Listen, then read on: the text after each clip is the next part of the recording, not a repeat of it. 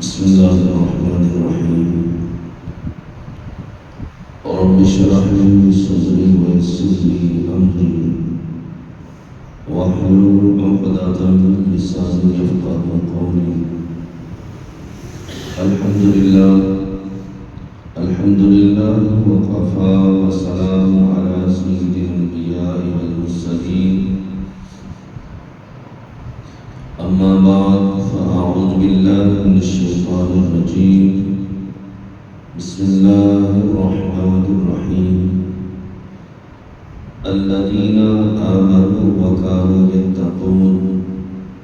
صدق الله العظيم وصدق رسوله النبي الكريم الأمين. إن الله وملائكته يصلون على النبي يا أيها الذين آمنوا صلوا عليه وسلموا تسليما. درود پاک بآواز بلند پڑھیں. الصلاة والسلام عليك يا سيدي يا رسول الله وعلى آلك وأصحابك يا سيدي يا حبيب الله.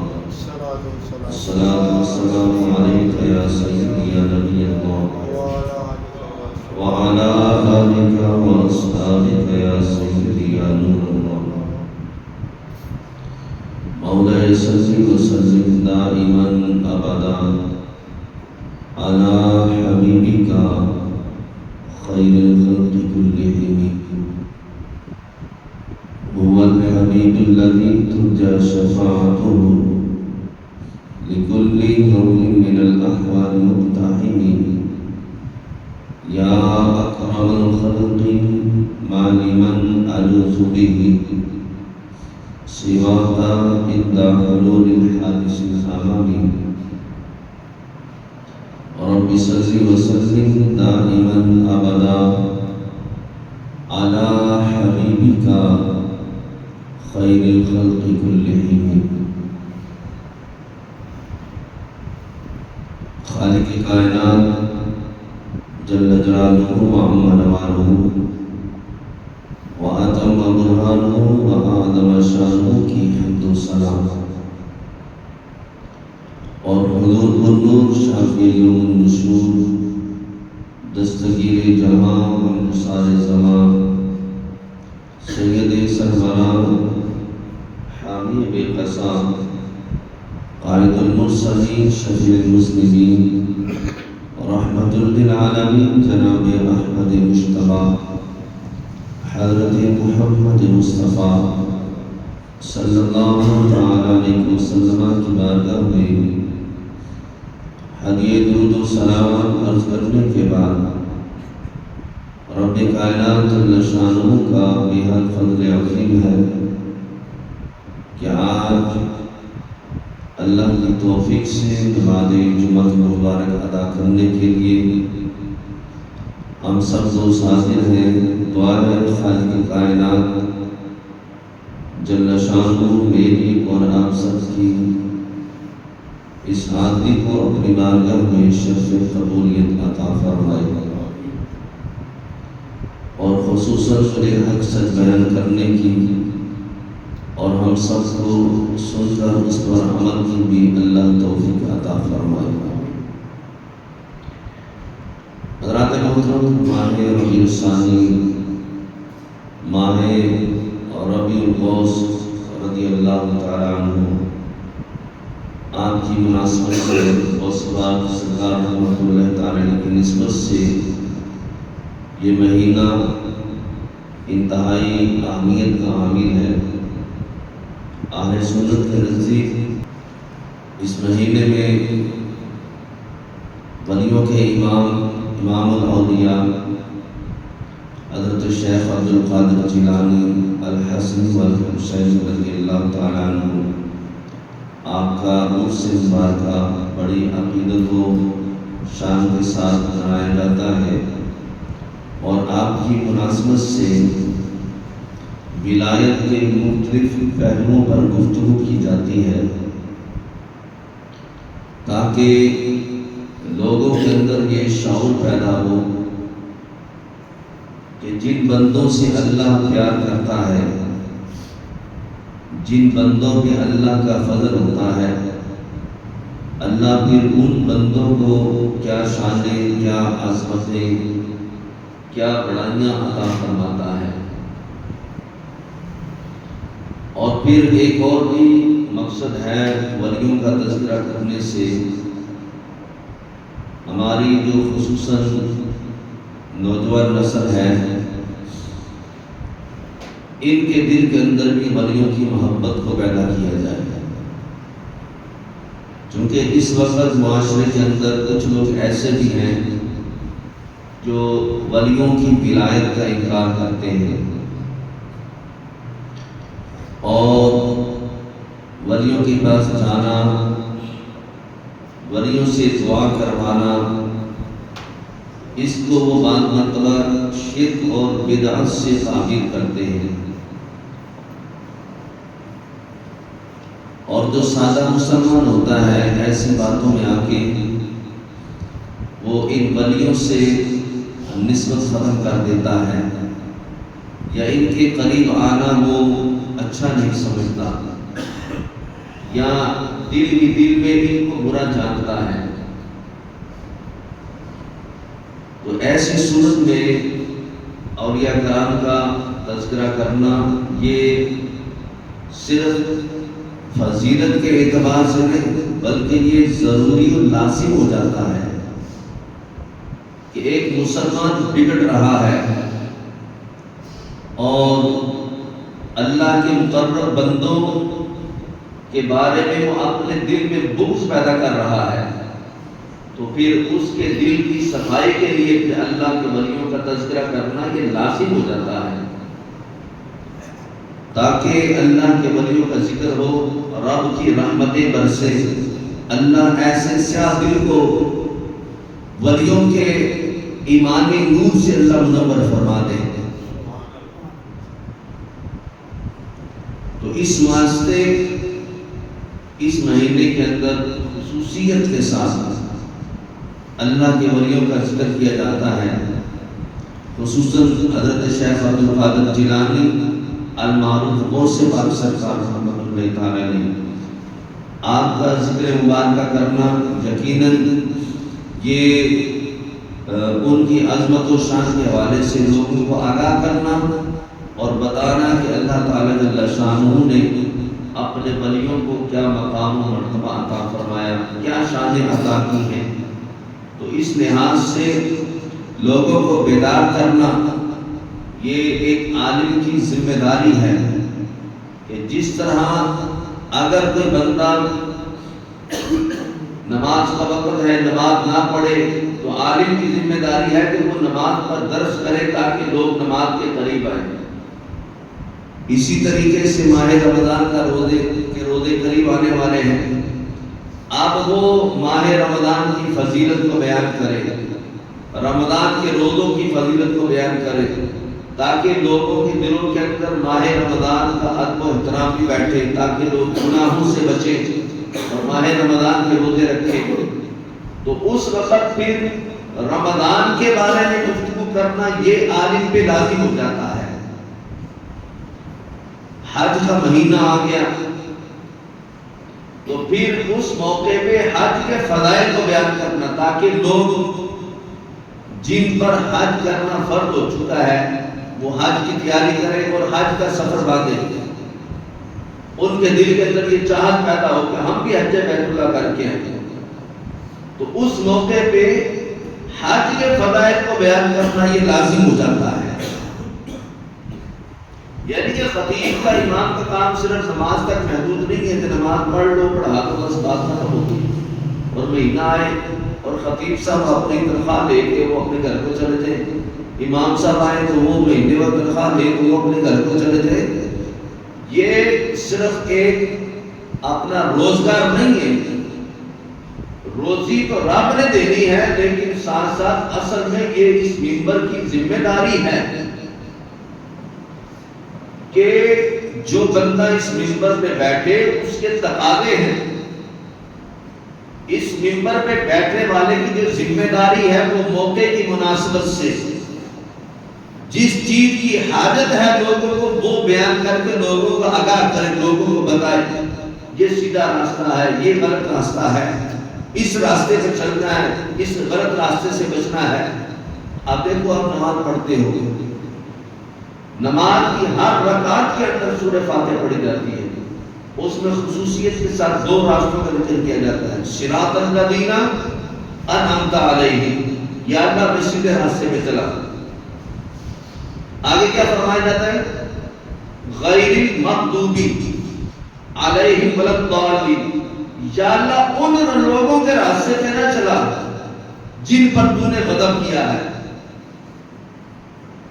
جو انعام یافتہ لوگ ہیں ان کے راستے پہ چلنے کی توفیق عطا فرما، اور جو تیری راہ سے بھٹکے ہوئے لوگ ہیں ان کے راستے سے بچنے کی توفیق عطا فرما۔ یہ کہ دونوں راستوں کے بارے میں، نماز کی ہر رکعت کے بارے میں ہم دعا کرتے ہیں، اپنی طرف سے نہیں کرتے، رب کے حکم سے کرتے ہیں، رب کے محبوب کے حکم کے مطابق کرتے ہیں۔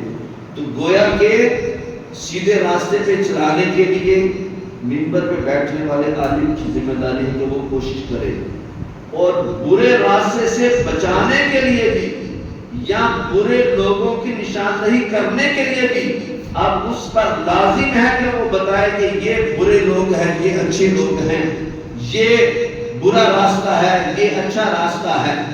راستے دو ہی ہیں، ایک جنت کا راستہ ہے، ایک جہنم کا راستہ ہے، تیسرا راستہ اور کوئی نہیں۔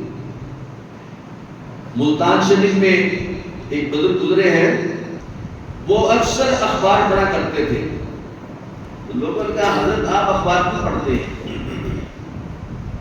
اتنے بڑے آپ عالم ہیں، آپ اتنے بڑے مفتی ہیں، لوگ آپ سے آ کے دین سیکھتے ہیں، آپ اتنے علماء کے استاد ہیں، کہ یہ اخبار تو یہ دنیا چار لوگوں کے لیے ہے، آپ قرآن پڑھتے ہیں، احادیث پڑھتے پڑھاتے ہیں، تو اخبار سے آپ کو کیا کام؟ فرمایا میں اخبار اپنی ذات کے لیے نہیں پڑھتا ہوں، میں اخبار اس لیے پڑھتا ہوں تاکہ مجھے پتا چلے معاشرے میں ہو کیا رہا ہے باہر۔ اب میں ساری زندگی مسلح پہ بیٹھا بیٹھا قرآن حدیث پڑھاتا ہوں، مجھے کیا خبر باہر کیا ہو رہا ہے، مجھے کیا پتا یہ امت جو ہے وہ کس گڑھے کے اندر گرتی جا رہی ہے، میں تو اپنے مسلح پہ بیٹھا ہوا ہوں۔ تو جب اخبار پڑھتا ہوں تو مجھے پتا چل جاتا ہے کہ باہر کے حالات کیا ہیں، مدرسے کے باہر کیا ہو رہا ہے، ملک میں کیا ہو رہا ہے، دنیا میں کیا ہو رہا ہے، حضور کی امت کس راستے پہ چل رہی ہے۔ تو میں جب خبریں پڑھتا ہوں تو مجھے پتا چل جاتا ہے کہ اس وقت معاشرے کے اندر اس چیز کی ضرورت ہے، یہ برائی پھیل رہی ہے، لوگ اس برائی کی طرف مائل ہو رہے ہیں، تو پھر میں اس کے مطابق منبر رسول پہ بیٹھ کے لوگوں کو ہدایت کی تعلیم دیتا ہوں، ہدایت کا درس دیتا ہوں، بھائی یہ کام غلط ہے، یہ کام کرو، یہ کام نہیں کرنا، یہ فلاں کام کرو، یہ نہیں کرنا۔ تو گویا کہ یہ ایک عالم کی ذمہ داری ہوتی ہے کہ جو وقت آئے اس کی مناسبت سے بات کرنا۔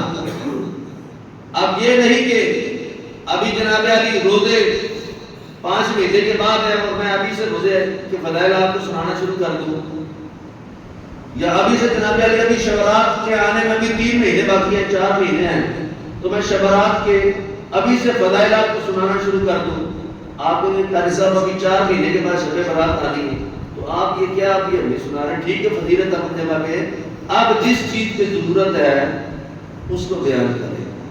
تو اس وقت معاشرے کے اندر لوگ جو ہے وہ کچھ ایسے پیدا ہو چکے ہیں جو ولیوں کا انکار بھی کرتے ہیں، ولیوں سے نسبت رکھنا اپنے لیے وہ بہت بڑا جرم سمجھتے ہیں، اور جو نسبت رکھتے ہیں ان کو وہ بدعتی یا مشرک ان کو کہہ دیتے ہیں، جو ولی اللہ سے دعا کروا لے ان کے نزدیک وہ بندہ غلط ہے، یعنی کہ وہ طرح طرح سے ولایت کے اوپر جو ہے وہ حملے کیے جاتے ہیں تاکہ لوگ ان ولیوں سے دور رہیں، ان کے قریب نہ آئیں۔ تو پھر ایسے ماحول کے اندر پھر یہ بتانا یہ ایک عالم پہ لازم ہو جاتا ہے کہ اللہ نے جو اپنے ولیوں کو مقام و مرتبہ عطا فرمایا ہے، وہ ایک عام بندے کی عقل، ایک عام بندے کی سوچ، ایک عام بندے کے علم سے بھرا البھرا ہے۔ اللہ جس سے اپنا فضل کر دیتا ہے، جس سے رب راضی ہو جاتا ہے، ان کو اپنی ولایت عطا فرماتا ہے، اور پھر اس کے بعد اس کے مختلف درجے ہوتے ہیں جن سے پھر اللہ تعالی جل شانہ اپنے بندوں کو نوازتا ہے۔ پھر جب کسی کو ولایت مل جاتی ہے، پھر اس کا مقصد یہ نہیں ہوتا کہ ایک بندہ ولی اللہ بن گیا اور وہ اپنے گھر تک محدود ہے، اپنی مسجد تک محدود ہے، اپنے حجرے تک محدود ہے، چونکہ یہ حجرہ ایک ولی اللہ کا ہے، جہاں پہ رہتا ہے، جہاں پہ یہ جھونپڑی میں رہتا ہے۔ اب بس بات ختم ہو گئی، یہ بندہ اللہ کو بڑا پیارا ہے، یہ بندہ جو ہے اللہ کی عبادت بڑی کرتا ہے، تو بس رب کا اور بندے کا تعلق بن گیا، بس بات ختم ہو گئی۔ نہیں، اللہ جب کسی کو ولایت عطا فرماتا ہے، پھر اس کی ذمہ داری عام بندے سے بڑھ جاتی ہے۔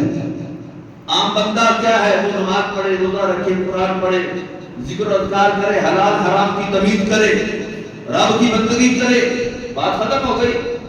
لیکن جب رب کسی کو اپنا ولی بنا لیتا ہے، جب رب تعالی جل شانہ کسی بندے سے محبت کرتا ہے، پھر اس کو گھر میں بند رہنے کی اجازت نہیں ہے، پھر وہ مسجد تک محدود نہیں رہتا ہے، وہ اپنے حجرے تک محدود نہیں رہتا ہے۔ کیا وہ ولایت مل گئی ہے، میں ولی اللہ بن گیا ہوں، نیک ہو گیا ہوں؟ ایسا بالکل نہیں ہے۔ جو بندے رب کی ولایت کو چھپاتے ہیں یا چھپائیں اور ظاہر نہ کرے، یا جو منصب رب نے ان کو دیا علمی اعتبار سے اور وہ اس کو لوگوں کے سامنے ظاہر نہ کرے، ایک عالم ہے، ایک مفتی ہے، ایک پڑھا لکھا بندہ ہے جس نے دین پڑھا ہے، اور پھر اس کے بعد وہ دینی احکامات لوگوں تک پہنچاتا نہیں ہے، وہ اپنے مسلح تک محدود رہتا ہے، اپنے حجرے تک، اپنی مسجد تک، اپنی خانقاہ تک اگر محدود رہے، علم ہے، عمل ہے، سب کچھ ہے، لیکن اس نے اپنے آپ کو محدود کر لیا، ایک دائرے کے اندر اس نے اپنے آپ کو چھپا لیا۔ آپ کیا سمجھتے ہیں رب کو بندہ بڑا پیارا ہے؟ نہیں، اللہ اس سے بڑا ناراض ہوتا ہے۔ اللہ عام بندے سے زیادہ اس سے ناراض ہوتا ہے۔ بھئی تجھے رب نے علم دیا، تجھے رب نے شعور دیا، عقل دی، رب نے تمہارے اوپر کتنا کرم کیا کہ اپنے نبیوں کا جو دین ہے وہ تجھے عطا فرما دیا، اس کا عالم بنا دیا۔ اب اس کے بعد وہ اس علم کو چھپاتا پھرے، محدود ہو جائے کہ بس وہ ایک جگہ تک محدود ہے، جو اس کے پاس آ جائے بس ٹھیک ہے، بات بتا دی، بات ختم ہو گئی۔ اس کو امت کی فکر نہ ہو، اس کو معاشرے کا درد نہ ہو، وہ معاشرے سے بے خبر ہو جائے، علاقے سے بے خبر ہو جائے، وہ امتیوں سے بے خبر ہو کے رب کی عبادت کرتا پھرے، اللہ کو بندہ بڑا ناپسند ہے۔ اللہ تعالیٰ جل شانہ ایسے بندے سے کتنا ناراض ہوتا ہے۔ سنیں ذرا، میرے محبوب علیہ السلام خود ارشاد فرماتے ہیں، فرمایا بنی اسرائیل کے اندر ایک بستی جس کے بارے میں رب تعالی جل شانہ نے حکم دے دیا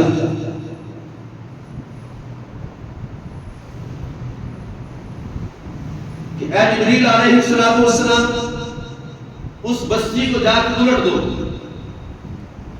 اس بستی پہ ہمارا عذاب نازل کرو، جا کے زمین سے اٹھاؤ اور پلٹ کے دوبارہ زمین پہ پھینکو کہ اوپر والے لوگ نیچے ہو جائے، نیچے والی زمین اس کے اوپر آ جائے۔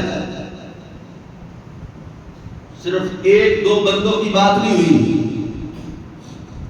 پوری کی پوری بستی کو الٹ دو جا کے۔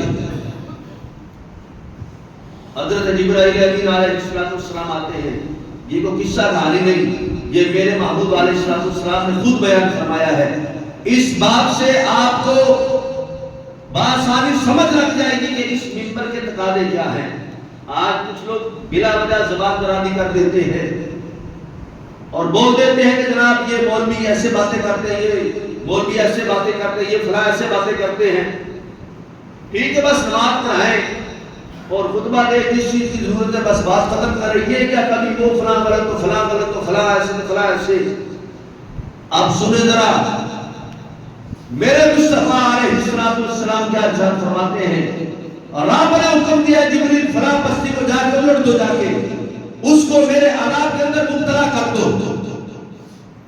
حضرت جبرائیل امین علیہ السلام جب زمین پہ آئے تو کیا ہوا؟ آپ نے ساری بستی میں نظر دوڑائی، اس میں ایک اللہ کا نیک بندہ نظر آیا جو رب کی عبادت کرنے والا ہے،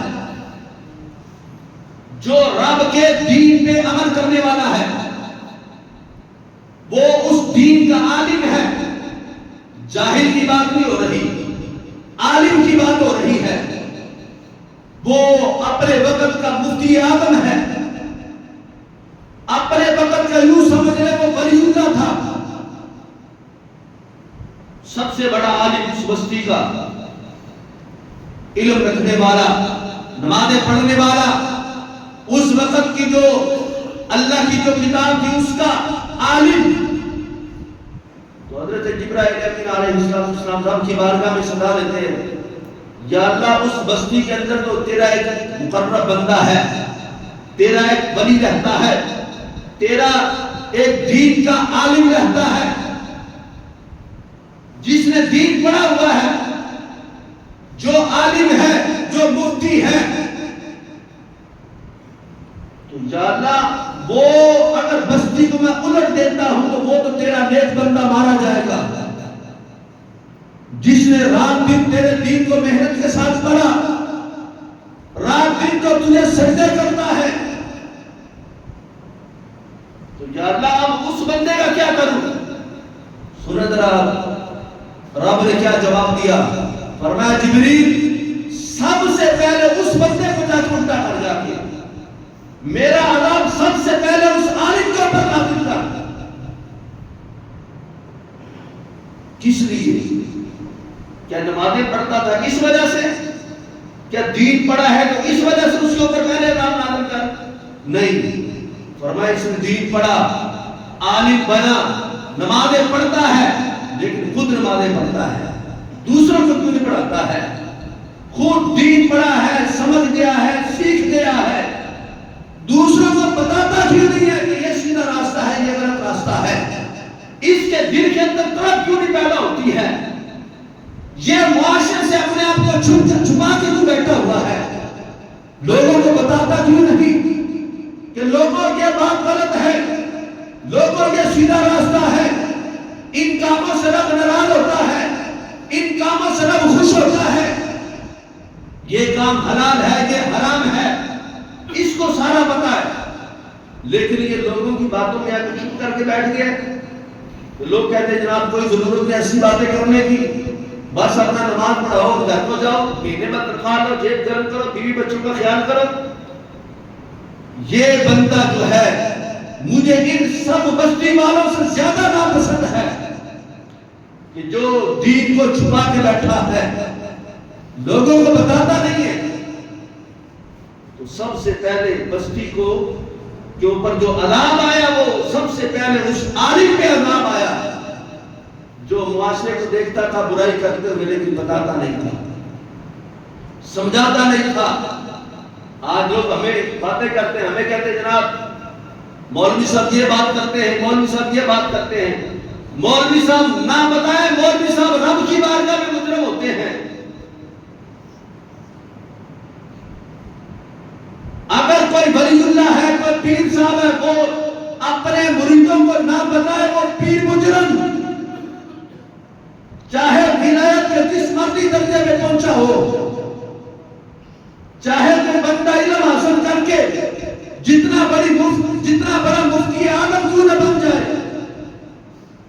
اگر وہ معاشرے کو دیکھے برائی میں مبتلا اور وہ اپنے چند ٹکے مہینے بعد دیکھے تو اپنے بیوی بچوں کا صرف نظام چلاتا رہے، رب کی بارگاہ میں سب سے بڑا یہ بدلہ مجرم ہے۔ قاتل بعد میں آئے گا، زانی بعد میں آئے گا، شرابی بعد میں آئے گا، چور ڈاکو بعد میں آئے گا، پہلے یہ بندہ مجرم بنے گا جس نے دین پڑھا، منبر رسول میں بیٹھا ہے اور وہ صرف میٹھی میٹھی چار باتیں کر کے نکل جاتا ہے کہ لوگ، اگر میں لوگوں کو کہوں کہ جناب یہ فلاں راستہ غلط ہے، یہ راستہ غلط ہے، تو لوگ تو میرے دشمن ہو جائیں گے، میرا چائے پانی بند ہو جائے گا، لوگ مجھے سیدھے کو بلائیں گے نہیں، یا میری چھٹی ہو جائے گی مسجد سے، میرا روزگار خراب ہو جائے گا۔ اس کو اپنے پیٹ کی پڑی ہے، اس کو امت کی پرواہ نہیں۔ اللہ کے نزدیک یہ عالم عالم نہیں، یہ جاہل سے بدتر ہے، یہ ولی ولی نہیں، یہ بدتر بندوں سے بھی بدتر بندہ ہے۔ کیوں؟ اس لیے رب نے اس کو علم بھی دیا، اس کو رب تعالی شان نے ولایت بھی عطا کی، اس کے باوجود اگر یہ نہیں بولتا تو یہ جاہلوں سے بدتر ہے۔ میرے حضور علیہ السلام فرماتے ہیں کل بروز قیامت، جب قیامت کا روز ہوگا، ایسا عالم جس کو رب نے دین کا علم عطا فرمایا، اور وہ جب رب کی بارگاہ میں پیش کیا جائے گا، اللہ کی طرف سے حکم ہوگا اس کو پکڑو فرشتوں جہنم میں لے جاؤ۔ کس وجہ سے؟ عالم بننے کا جرم تھا؟ نہیں، عالم بننے کا جرم نہیں تھا۔ کیا نمازیں پڑھنے پڑھانے کا جرم تھا؟ نہیں۔ کیا منبر میں بیٹھنے کا جرم تھا؟ نہیں۔ جرم اس کا یہ تھا وہ لوگوں کو برائی میں مبتلا دیکھتا اور اپنی آنکھیں بند کر لیتا تھا۔ میرے مصطفیٰ فرماتے ہیں رب اس کا نہ نفل قبول کرے گا نہ اس کا کوئی فرض قبول ہوگا، وہ ساری زندگی نوافل پڑھتا رہے، فرائض ادا کرتا رہے، نہ نفل قبول ہے، نہ فرض قبول ہے، نہ تلاوت قبول ہے، نہ کوئی دین کی کوئی خدمت اس کی قبول ہے، اس لیے کہ لوگ برائی میں مبتلا ہو اور یہ معاشرے کو دیکھے اور آنکھیں بند کر نہیں جناب مجھے تو یہ نہیں کرنا چاہیے، کبھی کمیٹی کے ڈر سے، کبھی محلے کے چودھری کے ڈر سے، کبھی لوگوں کے شر سے بچنے کے لیے وہ جناب علی اپنا کہ جناب مجھے کیا ضرورت پڑی ان کاموں کے اندر پھنسنے کی، ٹھیک ہے جڑا کتنے لگا لگا رہے ملو کی لگے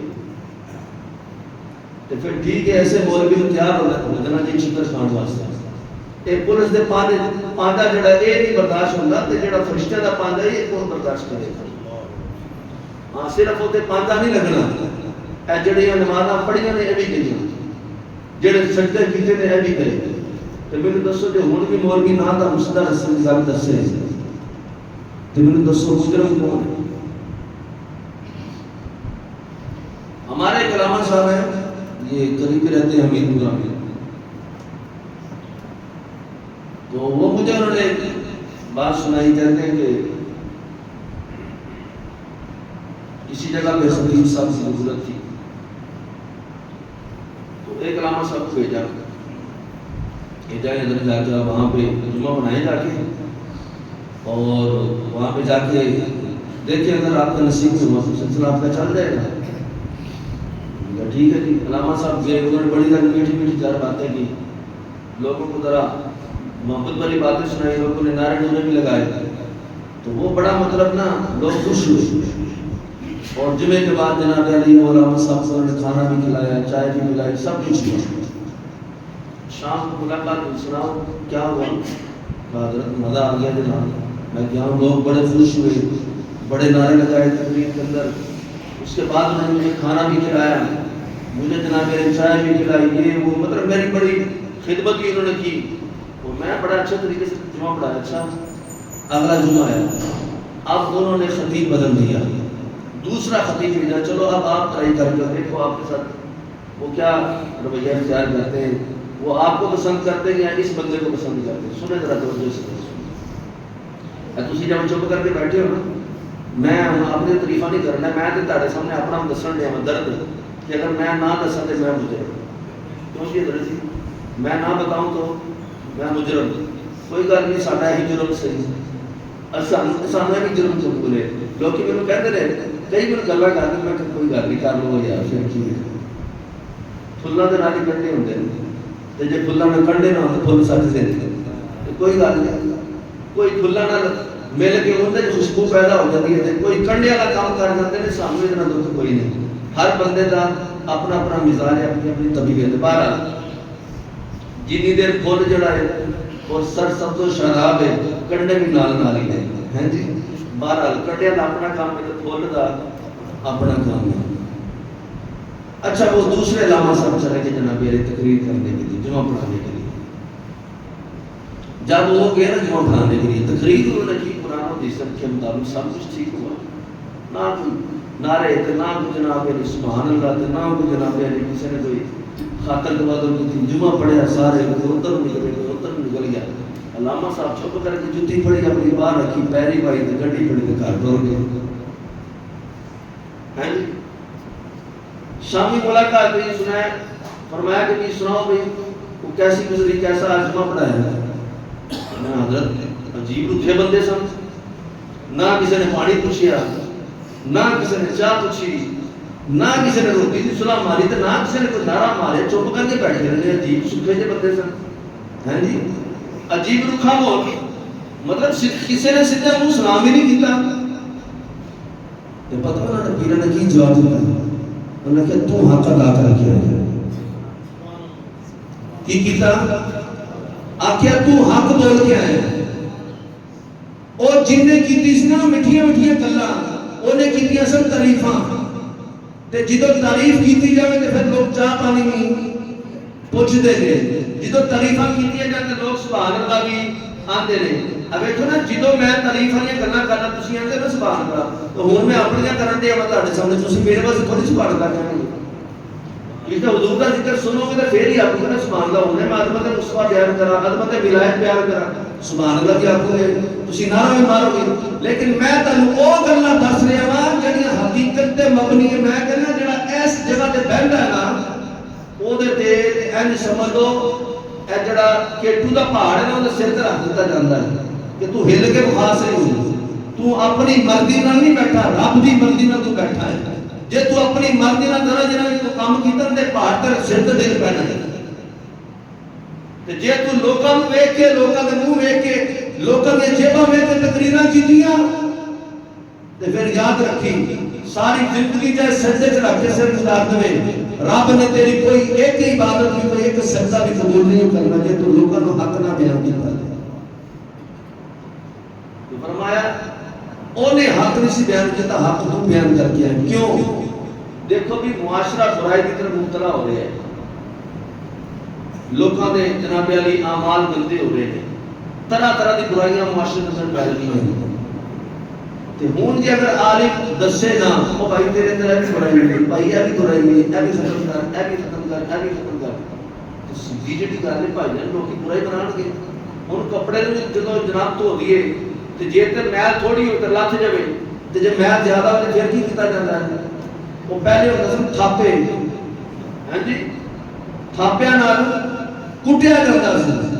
انہوں جناب علی کالے صابن دے نال چنگی طرح رگڑا لایا جاتا سی, برش دے نال چنگی طرح ملیا جاتا سی. انہوں کپڑا کبے بھائی اوویں تے کپڑا اوویں تے سوٹ دھوتا ہی نہ بھئی او بندے نے تے سوٹ دھوتا, ہلکا جا پانی وچ پایا تے تو رکھ چھڈیا, نہ انہوں تھاپے پئے, نہ انہوں برش دی مار پئی, نہ جناب علی صابن دا رگڑا لگا انہوں.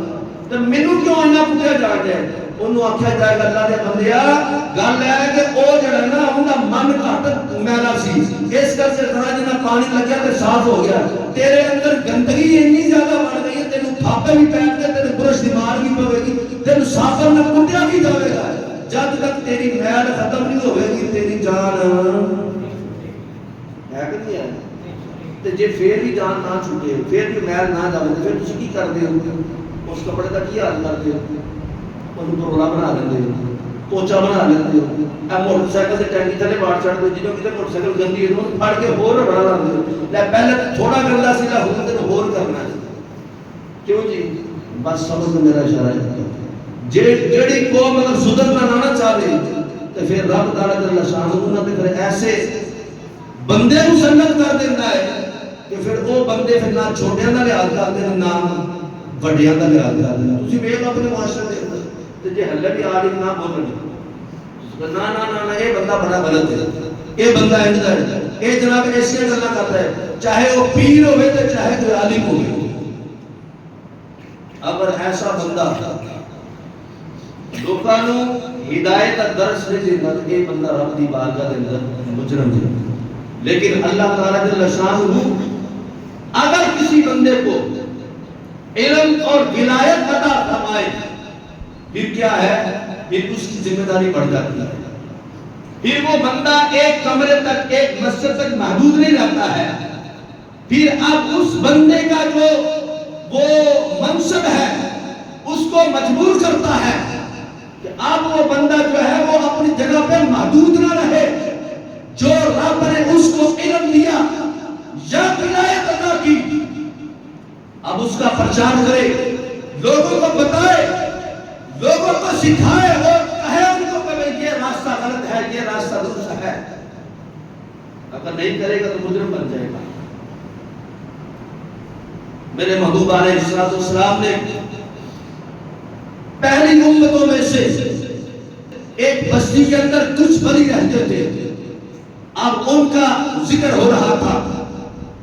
اس زمانے کے اندر ایک بندہ ایسا تھا جو قاتل تھا. ایک بندہ مارا نہیں، دو مارے نہیں، 10 20 50 100 بندوں کا قاتل.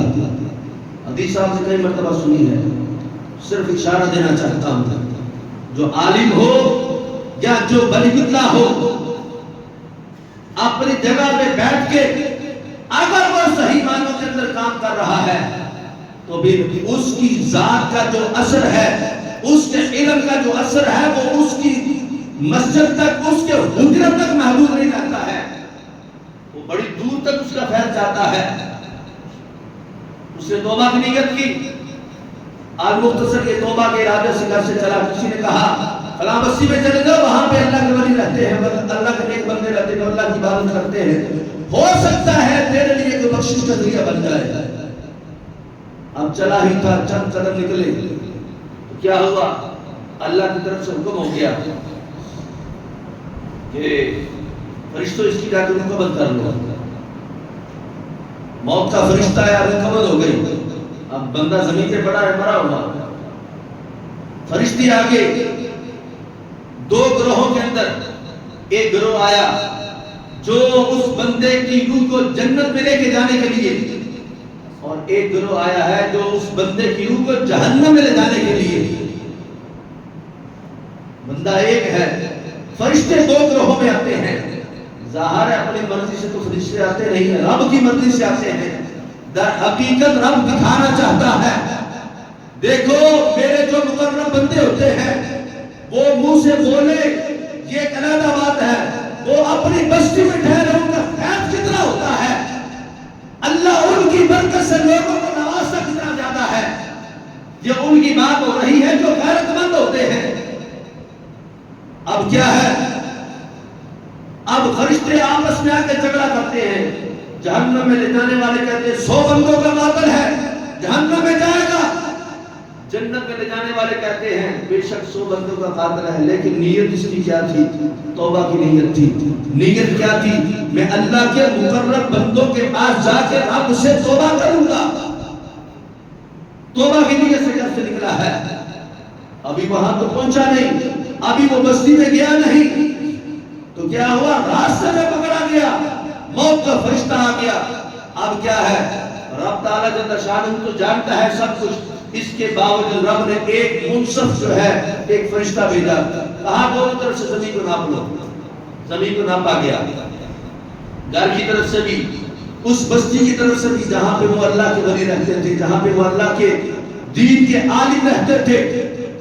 تو کیا ہوا، رب تعالیٰ جل شانہ کے حکم سے ادھر سے ایک بارش جو ہے وہ زمین کو سپڑنے کا حکم دے دیا گیا، اور ادھر سے ایک بارش زمین کو بڑھنے کا حکم دے دیا گیا. بس جب فرمائش کی گئی تو ایک بارش، ایک گٹھ جو ہے وہ بندہ اللہ کے ولیوں کی بستی کے قریب پہنچا. ایک گٹھ، یہ چند انچ کا جو فاصلہ ہے، یہ بس کچھ تھا کہ جیسے حدیث مبارکہ میں آتا ہے کہ جب وہ بندہ گر رہا تھا موت کی وجہ سے، کیا موت آ رہی ہے؟ جب وہ گر رہا تھا تو اس نے اپنا وجود جو ہے وہ اللہ کے ولیوں کی بستی کی طرف کر دیا. تو وہ گرا تو اللہ کے ولیوں کی بستی کی طرف گرا, روح قبض ہو گئی, مر گیا بندہ. تو بس رب کو یہ ادا اس کی بڑی پسند آئی. 100 بندوں کا قتل نہیں دیکھا کہ یہ بندہ اتنا بڑا مجرم ہے. لیکن وہ بندہ کس کی طرف جا رہا تھا؟ ان اللہ کے مقرب بندوں کی طرف جو اللہ کی عبادت کرنے والے تھے. وہ اپنی بستی میں بیٹھے, ان کو خبر نہیں, لیکن اس کے دل میں ان کا پیار آ گیا. اس بندے کے دل میں ان کی محبت پیدا ہوگی. یہ 100 بندوں کا مجرم ہوگی, اگر ان سے پیار کرے, پہلی امتوں کے ولیوں سے, پہلی امت کے علماء سے اگر یہ 100 بندوں کا قاتل پیار کر لے, اللہ اس کے 100 قتلوں کو نہیں دیکھتا. اللہ اس محبت ولایت کو دیکھتے ہوئے اللہ یہ فیصلہ فرماتا ہے, اے فرشتوں اس کو چھوڑ دو. فرمایا کہ میں اس سے راضی ہو گیا ہوں, اس لیے کہ یہ بندہ میرے مقرب بندوں کی طرف زیادہ بڑھ چکا تھا. اگر بنی اسرائیل کا مجرم 100 بندوں کا قاتل وہ ان ولیوں سے محبت کر کے, وہ ان علماء سے محبت کر کے اگر وہ بخشا جا سکتا ہے, تو یہ امت کو رب تعالیٰ نے ساری امتوں کی سردار بنایا ہے. پھر اگر کوئی بندہ اس امت کے ولیوں سے محبت کرے, اس امت کے علماء سے محبت کرے, تو مجھے بتاؤ پھر اللہ تعالیٰ ایسے مجرموں کو کیا انعام و جناب سے نوازے گا. چلتے چلتے بالکل مختصر ایک جملہ سے, قیامت کا روز ہوگا, ایک بندہ رب کی بارگاہ میں پیش کیا جائے گا. مجرم ہے, کوئی نیکی بلے نہیں. فرشتوں کو حکم دے گا اس کے نامہ اعمال کنگال کے دیکھو, کوئی ایک نیکی ایسی مل جائے کہ کبھی یہ کسی عالم کے حجرے میں بیٹھا, کبھی کسی عالم کے ساتھ بیٹھ کے 2 لقمے کھانے کے کھائے, کبھی کسی عالم کے ساتھ دوستی لگائی, کبھی کسی عالم کی محبت کو دل میں بٹھایا. فرشتے جب اس کی دلی کیفیت کو دیکھیں گے تو پھر ایک فرشتہ کہے گا ہاں ہاں یا اللہ اس کے نامہ اعمال کے اندر ایک عمل نکل آیا ہے, کون سا ہے؟ فرمایا یا اللہ یہ بندہ ایک عالم کے حجرے میں بیٹھ کے اس کی صحبت کے اندر چند منٹ اس نے گزارے تھے. فرمایا بس اس عمل کے سبب اس کی بخشش فرمائی. جو چند منٹ عالم کے پاس بیٹھتا ہے اس کی بخشش ہو جائے. اور افسوس اس بندے پہ جو ساری زندگی علماء کے پیچھے نمازیں نہیں پڑے اور پھر ان کے اوپر غلاظت وقتہ بھی ہے, اس کو اپنے نصیبوں پہ ہونا چاہیے. یہ چند منٹ کی صحبت اس بندے کے سارے زندگی کے گناہوں کو مٹا کے اس کو جنتی بنا رہی ہے, اور تیری ساری زندگی کے سطح جو ہے وہ تجھے رب کی پکڑ سے بچا نہیں سکتے, اس لیے کہ تیرے دل کے اندر بغض اولیاء ہے, بغض علماء اہل سنت ہے. اس واسطے ہمیں اپنے ولیوں سے بھی پیار کرنا چاہیے اور اپنے علماء سے بھی محبت کیا کرے, لیکن شرط یہ ہے کہ علماء کا عقیدہ یا رسول اللہ کہنے والا ہے. کیا میں نے کہا علماء کا عقیدہ یا نعرہ رسالت, نعرہ رسالت, سرکار کی آمد, سرکار کی آمد, لبیک لبیک لبیک یا رسول اللہ. جس عالم کا یہ عقیدہ ہے کہ جو کہے لمحے لمحے میں الصلاۃ والسلام علیک یا رسول اللہ, یہی عالم ہے. اور کسی کو ہم عالم نہیں مانتے. جس عالم کے نزدیک یا رسول اللہ کہنا مشرک ہے, جس عالم کے نزدیک یا نبی اللہ کہنے والا بندہ بے ایمان کافر ہو جاتا ہے, ہم ایسے بے ایمان جاہل کو عالم نہیں مانتے. عالم وہی ہے جو یا نبی اللہ بھی کہتا ہے یا رسول اللہ بھی کہتا ہے.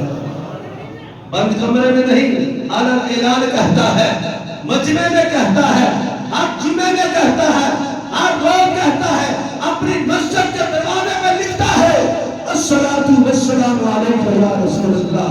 ہر اذان سے پہلے پڑھتا ہے الصلاۃ والسلام علیک یا رسول اللہ. ہر نماز کے بعد دعا میں پڑھتا ہے الصلاۃ والسلام علیک یا رسول اللہ. جو عالم میرے نبی کے نام کی ہوا وقت تسبیح پڑھتا ہے وہی عالم ہے, اور کوئی عالم ہو نہیں سکتا, اور جو عالم ہے وہی یا رسول اللہ کہنے والا ہے. اس کے علاوہ کوئی بندہ کہے کہ میں بڑا یہ ہوں, میں بڑا وہ ہوں, تو یہ وہ تو شیطان بھی تھا. اس کو یہی تو تکلیف تھی، اس کو نبی کا ادب کروں، ان کے نزدیک تو نبی کا ادب شرک ہے۔